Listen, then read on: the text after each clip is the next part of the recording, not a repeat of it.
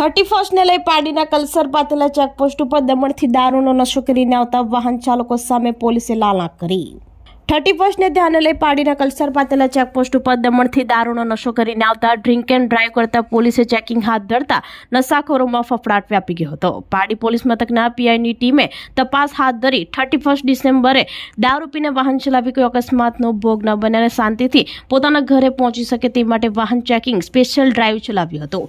Traffic નિયમોનું ઉલ્લંઘન અને નશો કરીને આવતા 15 થી 20 જેટલા કેસો કરવામાં આવ્યા હતા।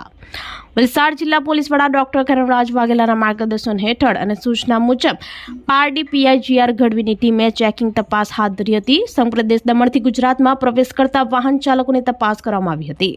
વાહનોના દસ્તાવેજોની પણ ચેકિંગ હાથ ધરાઈ હતી। 31ની ઉજવણી કરવા દમણ જઈ પાર્ટી કરી દારૂ પીને આવતા અકસ્માતો થાય છે। આગામી દિવસોમાં બ્રીથ એનાલાઇઝર વડે વાહન ચાલકો અને લોકોની ચેકિંગ કરવામાં આવશે અને જેમાં પીધરો પકડાશે તેઓને પોલીસ વાનમાં બેસાડી પોલીસ મથકે લાવી જેના સામે કાયદેકીય કાર્યવાહી કરશે હોવાનું જણાઈ રહ્યું છે।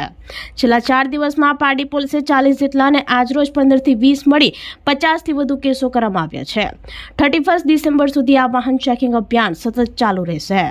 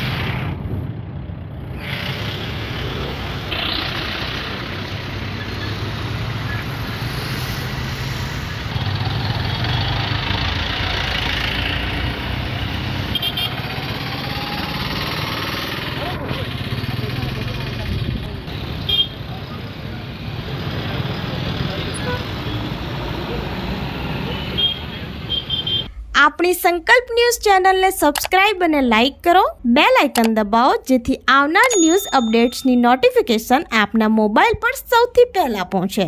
Like, subscribe and share the video.